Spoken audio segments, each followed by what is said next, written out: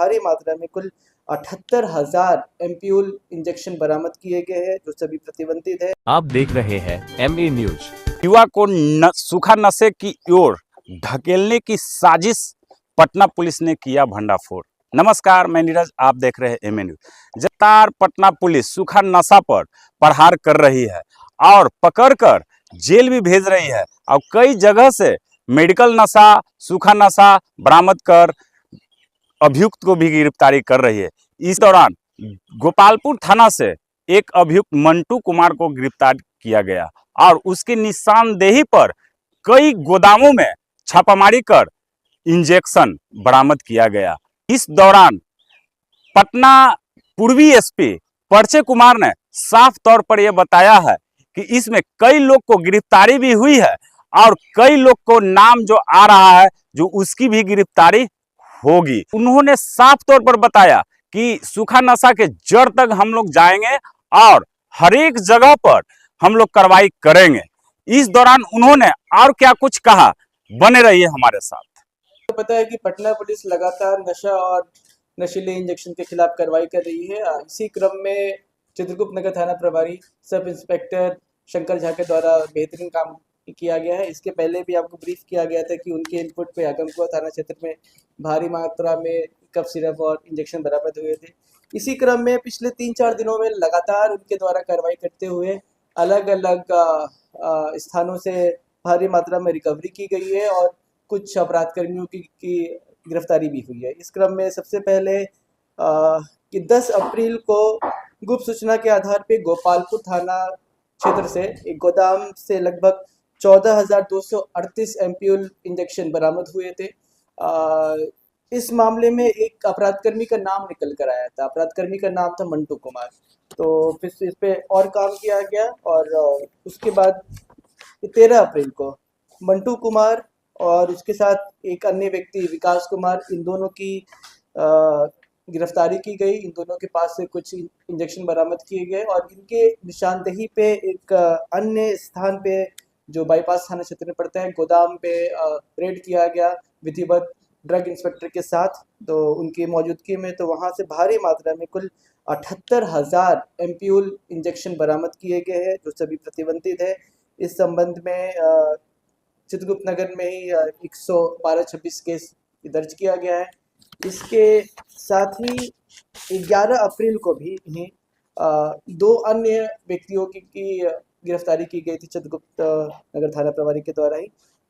जो ये 2 व्यक्ति थे, इनका नाम था, पहले का नाम सोनू कुमार साव, ये पत्रकार नगर के रहने वाले हैं, और दूसरा विजय कुमार, ये कदमकुआ के रहने वाले। इनके पास से लगभग 200-250 के आसपास का इंजेक्शन बरामद हुआ था और फिर इनके निशानदेही पे एक मुसल्लपुर हाट जो पीर पोहर थाना क्षेत्र में पड़ता है, वहाँ गोदाम पे रेड किया गया।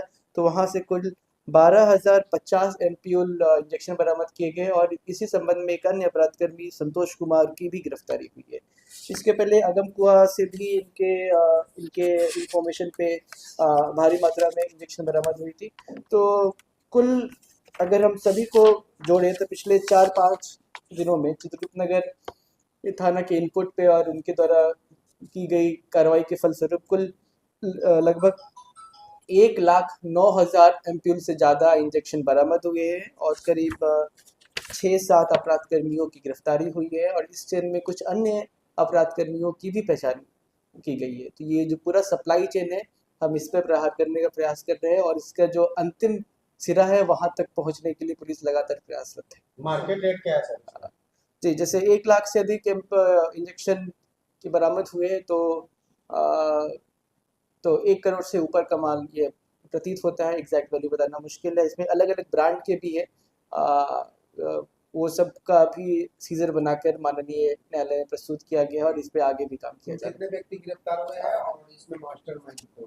जी, एक मास्टरमाइंड, कुछ मास्टरमाइंड का नाम निकल कर आ रहा है जो अभी बताना उचित नहीं होगा। इसमें से संभव है कि वो अन्य भी, इनफैक्ट जो एक मंटू गिरफ्तार हुआ है, आपको पता होगा कि कुछ महीने पहले कंकड़बाग थाने में एक 20,000 एम्प्यूल इंजेक्शन जब्त हुआ था, जिसके संदर्भ में कंकड़बाग थाना 1190-25 कांड दर्ज हुआ था उस कांड में भी ये फिरार अभियुक्त था। ये उस कांड में उस समय ये प्रतीत हुआ था कि ये मास्टरमाइंड है, तो कुल 3-4 मामलों में इसकी संलिप्तता निकल कर आई थी और ये गिरफ्तार हो गया और इसके थ्रू इसके आगे वाले जो कड़ी है वहां तक में पहुंचने का प्रयास कर रहा है। मैन्युफैक्चरिंग लैंड और क्या इसका सर? जो बताया ये कहाँ से लाते थे? जी ये सभी पे अभी काम चल रहा है। भारी मात्रा में अलग अलग स्थानों पे सीज हुआ है। ये मेनली ट्रांसपोर्ट वगैरह के माध्यम से लाया करते थे और कितनी बार प्राइवेट गाड़ियों से भी लाते थे। ये कहाँ रहते थे और कहाँ के रहने वाले हैं? जी ये मंटू कुमार गोपालपुर थाना क्षेत्र के रहने वाला शाहपुर गांव का, और जैसे कि मैंने बताया है कि अलग अलग स्थानों पे रेंट लेके रखा था। इसमें सिर्फ इनका हाथ नहीं, और भी कुछ अपराध कर्मियों का नाम निकल कर आया है।